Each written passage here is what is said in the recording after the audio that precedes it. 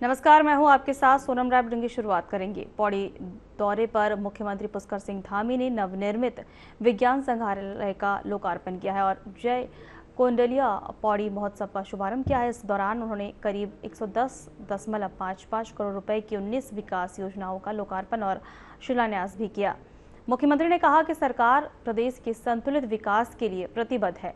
इन योजनाओं से सड़क, पर्यटन, शिक्षा और खेल सुविधाओं को मजबूती मिलेगी, जबकि कंडोलिया महोत्सव स्थानीय संस्कृति और परंपराओं को बढ़ावा देगा।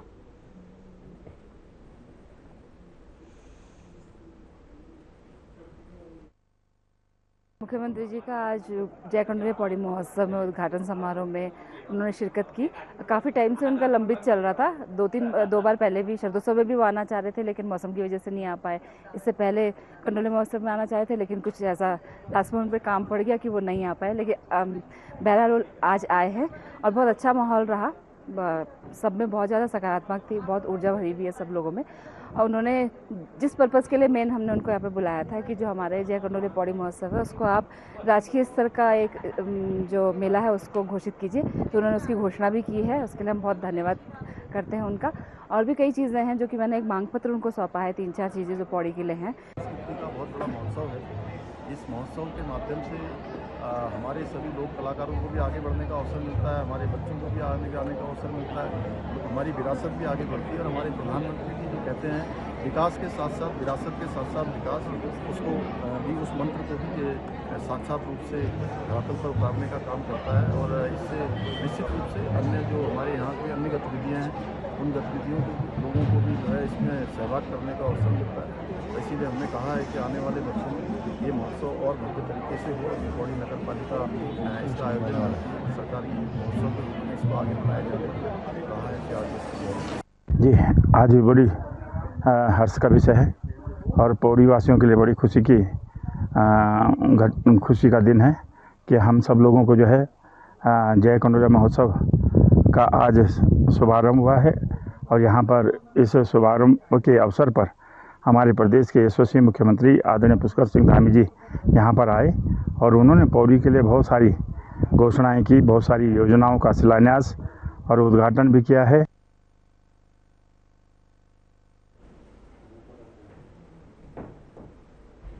उत्तराखंड देश का पहला राज्य बन गया है जहां त्रिभुवन सहकारी विश्वविद्यालय के सहयोग से प्रोजेक्ट मैनेजमेंट यूनिट PMU स्थापित की जाएगी। सहकारिता विभाग और विश्वविद्यालय के बीच MOU के तहत सहकारी क्षेत्र के नवाचार, प्रशिक्षण और संस्थागत विकास को बढ़ावा मिलेगा। सहकारिता मंत्री धन सिंह रावत ने कहा कि यह पहल पैक्स, जिला सहकारी बैंकों और अन्य सहकारी संस्थाओं को आधुनिक और आत्मनिर्भर बनाने में अहम भूमिका निभाएगी।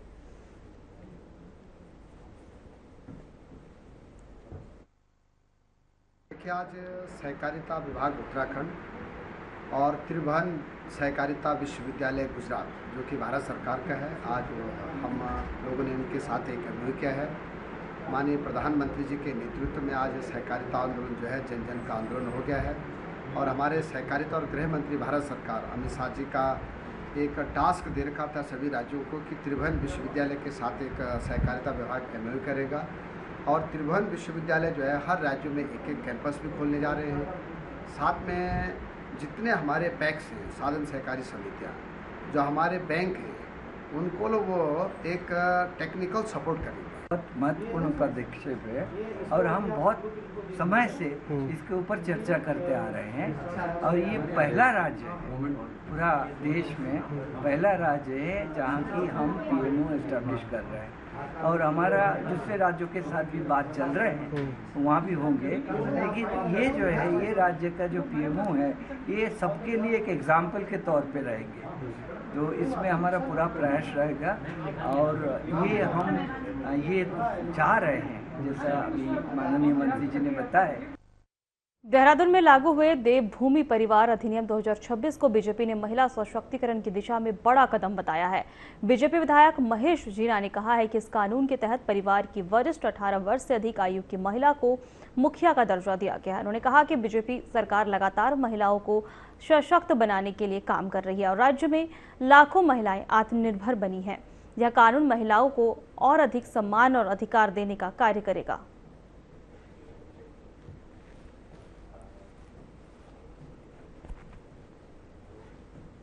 आप देख ही रहे हैं कि जब से भारतीय जनता पार्टी सरकार केंद्र और उत्तराखंड में कार्य कर रही है, लगातार महिला सशक्तिकरण पे कार्य हो रहा है। आज उसी का परिणाम है कि आज उत्तराखंड में परिवार कानून लागू हो गया है, राज्यपाल ने मंजूरी दे दी है और आज हर घर की वह महिला जो 18 साल से बड़ी हो जाएगी वो परिवार की मुखिया कहलाएगी। और आपने देखा अभी 2,54,000 महिलाएं लखपति में हमारी बहनें बन गई हैं और इस पर भी लगातार कार्य चल रहा है और आज बेधड़क महिलाएं उत्तराखंड में कहीं भी आ जा रही हैं। देहरादून में बद्रीनाथ से कांग्रेस विधायक लखपत सिंह बुटौला ने बीजेपी की नीतियों पर सवाल उठाते हुए कहा कि मौजूदा राजनीति से चुनाव तो जीते जा सकते हैं, लेकिन इससे राष्ट्र को नुकसान हो रहा है। उन्होंने कहा कि कांग्रेस का फोकस प्रदेश की सभी 70 विधानसभा सीटों पर है, जबकि बीजेपी को अपनी जीती हुई सीटों पर स्थिति पर भी ध्यान देना चाहिए। बुटौला ने कहा कि प्रदेश के देवत्व, शिक्षा, स्वास्थ्य और चारधाम यात्रा जैसी व्यवस्थाओं को बचाने के लिए कांग्रेस की भूमिका जरूरी है। उन्होंने मुख्यमंत्री से भी अपने विधानसभा क्षेत्र की ओर खास ध्यान देने की बात कही।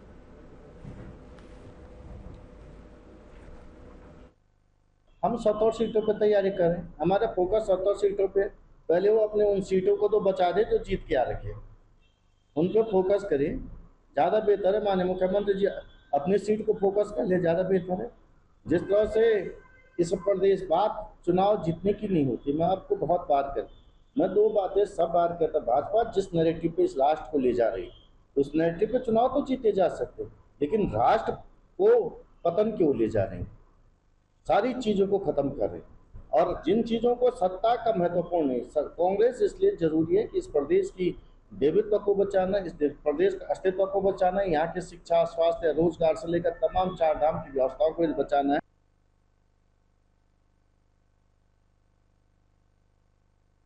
कोटद्वार में उत्तराखंड क्रांति दल ने 2027 विधानसभा चुनाव की तैयारियों को लेकर जनता के बीच संवाद बढ़ाने की रणनीति पर शुरू कर दी है। वहीं कोटद्वार में यूकेडी की अनुशासन समिति के केंद्रीय अध्यक्ष महेंद्र सिंह रावत ने कहा कि पार्टी लोगों को यह बताने का प्रयास कर रही है कि राज्य गठन के 26 वर्षों में उत्तराखंड ने क्या पाया और क्या खोया। उन्होंने कहा कि राज्य आंदोलनकारियों ने जिस उत्तराखंड का सपना देखा था वह आज तक पूरी तरह साकार नहीं हो पाया। यूकेडी अब जनता के मुद्दों को लेकर प्रदेश भर में जनसंपर्क अभियान चलाएगी।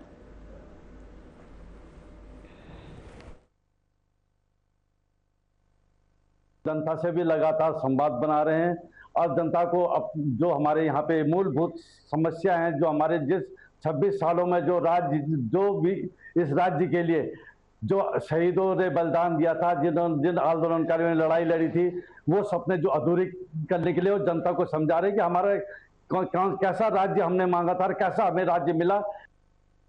विकासनगर में युवक की हत्या के मामले को लेकर भाजपा ने कड़ी प्रतिक्रिया दी है। वहीं आपको बता दें कि भाजपा प्रदेश महामंत्री कुंदन परिहार ने घटना को दुर्भाग्यपूर्ण बताते हुए उत्तराखंड देवभूमि है और इसके मूल स्वरूप को बनाए रखने के लिए सरकार लगातार कार्रवाई कर रही है। उन्होंने कहा कि जहां जहां अतिक्रमण और जनसंख्याकीय संतुलन को प्रभावित करने के प्रयास हुए हैं, वहां सरकार ने कठोर कदम उठाए और आगे भी कार्रवाई जारी रहेगी। परिहार ने कहा कि किसी को भी कानून अपने हाथ में लेने का अधिकार नहीं है। जिस मामले में पुलिस प्रशासन तथा सरकार दोषियों के खिलाफ सख्त कार्रवाई करेगी।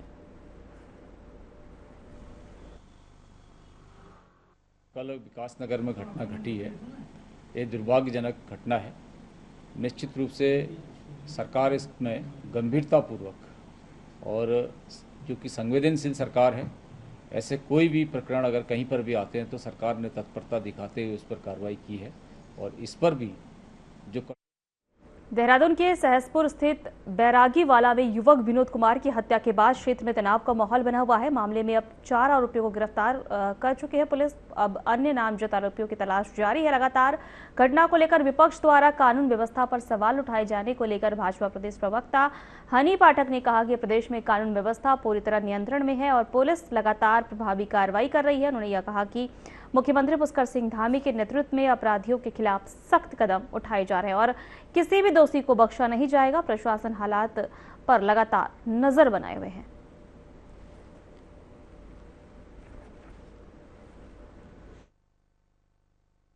देखिए, जहां तक रही बात कानून व्यवस्था की तो मैं ये कहना चाहूंगी कि कानून व्यवस्था सुचारू रूप से चल रही है, तभी 4 अपराधियों को उसमें से गिरफ्तार किया गया है और 12 लोगों का नामजद किया गया है, जिनकी तलाश अभी लगातार जारी है। अगर कानून किसी भी प्रकार से कोई हीला हवाली दिया होता तो किसी भी कीमत पे आरोपी भाग चुके होते, उनको गिरफ्तार नहीं किया गया होता। और धाकड़ धामी जी जिस प्रकार से धरातल पर आरोपियों को सख्त चेतावनी समय समय पर देते चले आ रहे हैं कि कोई भी अपराधी उत्तराखंड में अपराध करने के बाद शांति से नहीं रह सकता है, उसमें लगातार कार्य जारी है। जिस प्रकार से भीड़ ने उनका घर जलाया,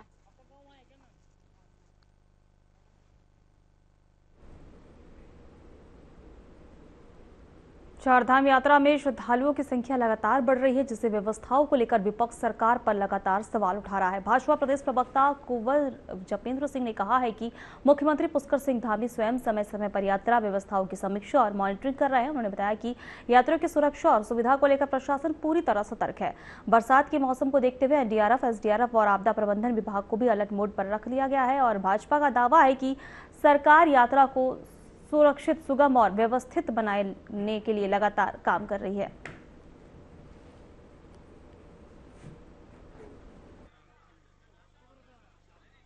माननीय मुख्यमंत्री जी समय समय पर चारधाम यात्रा की व्यवस्थाओं को लेकर मीटिंग्स भी लेते हैं, मॉनिटरिंग भी करते हैं और अधिकारियों को, शासन प्रशासन को स्पष्ट निर्देश हैं कि चारधाम यात्रा के दौरान जो हमारा यात्रियों की संख्या बढ़ती है, उनकी सुविधाओं के लिए और यात्रा के मद्देनजर जो व्यवस्थाएं बनाई जाती हैं, उन व्यवस्थाओं को सुचारू रूप से जारी रखा जाए और किसी भी तरह की अप्रिय घटना होने से पहले ही उस पर नियंत्रण करने की दृष्टि से हमारा एनडीआरएफ और स्टेट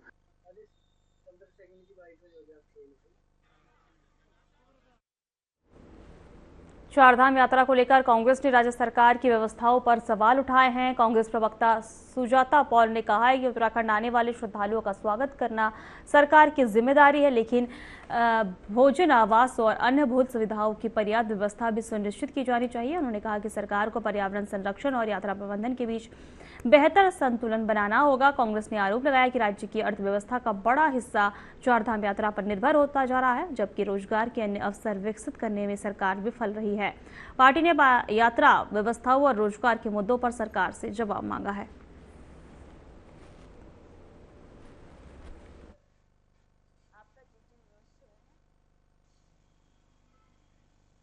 देवभूमि उत्तराखंड में सबका स्वागत है और सरकार का काम होता है कि व्यवस्थाओं को ठीक करे।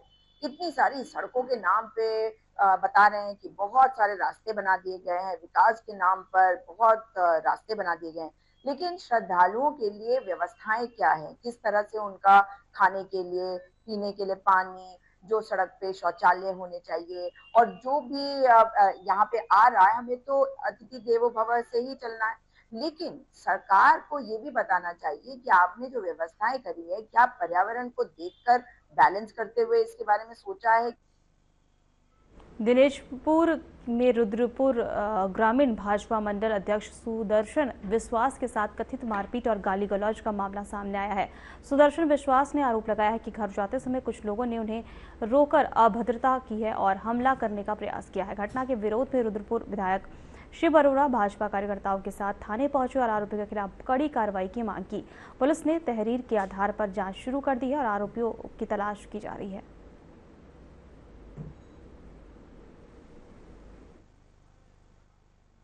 घटना ये हुआ, मैं रुद्रपुर से आ रहा था प्रमुख जी की गाड़ी में। प्रमुख जी ने मुझे दिनेशपुर चौराहे, जो जाफरपुर चौराहे के रोड पे उस तरफ उतारा। मैं वहां से आया, मेरी गाड़ी थी जाफरपुर में, तो मैं जैसे गाड़ी में बैठ के बाहर निकले, एकदम मेरे सामने गाड़ी लगा दी। इसका गाड़ी लगाने के बाद 2-3 मिनट गाड़ी सामने से हटाया नहीं, तो मैंने खुद ही बैक करके मैंने साइड से निकाल के लेके आगे एक मनमोहन सिंह बादवा जी, उनका ट्रांसपोर्ट है, मैं वहाँ आके उनका फोन आया कि कोई कहाँ हूँ। मैंने बोला जाफरपुर। बोला आप कोल्ड ड्रिंक पीते हैं, गर्मी बहुत हो रही है, तो मैं वहाँ रुक गया। इतने पीछे से टुक टुक वाला आता है कि भैया अभी जो गाड़ी आपके आगे लगी हुई थी, जैसे आपने गाड़ी आगे करी, वो एकदम दरवाजा खोल के बाहर आए, डंडे बंडे तलवारें निकाल ली। आज शाम को 5 बजे, 4:30-5 बजे लगभग उससे आधा एक घंटा पहले तक सुदर्शन विश्वास हमारे मंडल बच्चों हैं, वो मेरे साथ ही थे और 4:30-5 बजे वह अपनी गाड़ी उठाने के लिए जाफरपुर पंप पर जाते हैं। पेट्रोल पंप पर गाड़ी उनकी आगे से घेरी जाती है, 2 गाड़ियां गाड़ी आगे से घेरती हैं और गाड़ी घेरने के बाद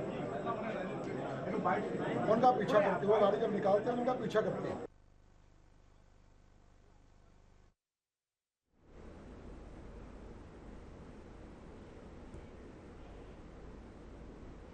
खबरों में आगे बढ़ेंगे। उधम सिंह नगर के बाजपुर क्षेत्र में ग्राम बरहैनी हुलसगंज ने एक युवक का शव संदिग्ध परिस्थितियों में मिलने से इलाके में सनसनी फैल गई है। सुबह ग्रामीणों ने गांव के पास शव पड़ा देखा है। इसकी सूचना पुलिस को दे दी गई है। मौके पर पहुंची पुलिस ने शव को कब्जे में लेकर जांच शुरू कर दी है। फिलहाल युवक की पहचान करने और मौत के कारणों का पता लगाने का प्रयास किया जा रहा है। पुलिस का कहना है कि पोस्टमार्टम रिपोर्ट आने के बाद ही मौत के कारणों की स्पष्ट जानकारी मिल सकेगी।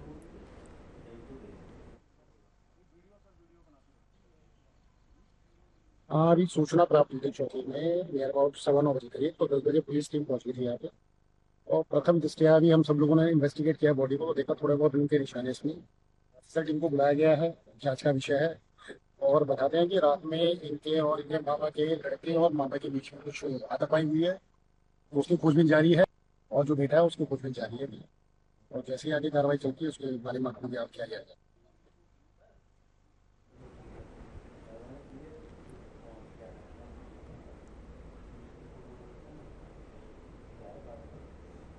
उत्तराखंड के मतदाता सूची के खास गहन पुनरीक्षण SIR अभियान के तहत कार्य तेजी से जारी है। अपर मुख्य निर्वाचन अधिकारी विजय कुमार जोंगदर्डे ने बताया कि 8 जून से शुरू हुए घर घर सर्वे अभियान में अब तक करीब 23 लाख मतदाताओं यानी लगभग 30% गणना प्रपत्रों का संकलन किया जा चुका है। उन्होंने कहा कि 7 जुलाई तक 100% लक्ष्य हासिल कर सभी प्रपत्रों को डिजिटाइज कर BAO ऐप पर अपलोड किया जाएगा।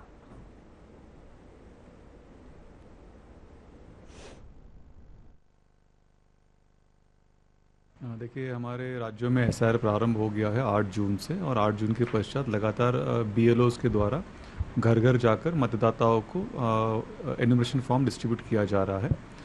आज तक का जो रिपोर्ट हमको प्राप्त है उसके अनुसार अभी 30% मतदाताओं को, लगभग 23 लाख मतदाताओं को जो है उत्तराखंड राज्य में एनुमरेशन फॉर्म डिस्ट्रीब्यूशन का कार्रवाई संपन्न किया जा चुका है।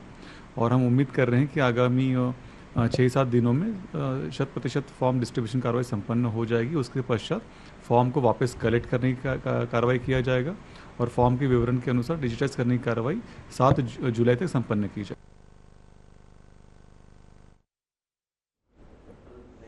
देहरादून के पटेल नगर क्षेत्र में हुए युवक हत्याकांड का पुलिस ने 10 घंटे के भीतर खुलासा कर दिया है। वहीं प्रवेंद्र ढोभाल के अनुसार मृतक के छोटे भाई ने पारिवारिक विवाद और पुरानी रंजिश के चलते अपने बड़े भाई की गोली मारकर हत्या की थी। घटना के बाद आरोपी ने अज्ञात हमलावर की झूठी कहानी बनाकर पुलिस को गुमराह करने का प्रयास किया, लेकिन जांच और पूछताछ में उसने अपराध स्वीकार कर लिया। पुलिस ने आरोपी को गिरफ्तार कर हथियार भी बरामद कर लिया है।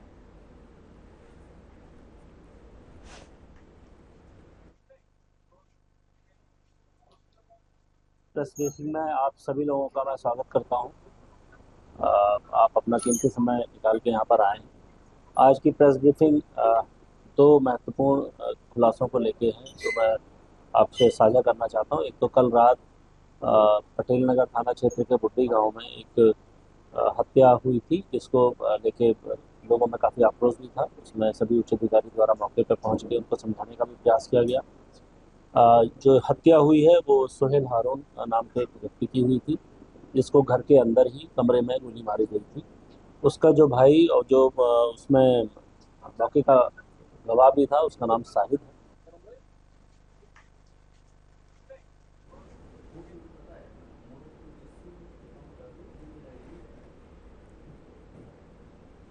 फिलहाल हमारे खास बुलेटिन में इतना ही। नमस्कार।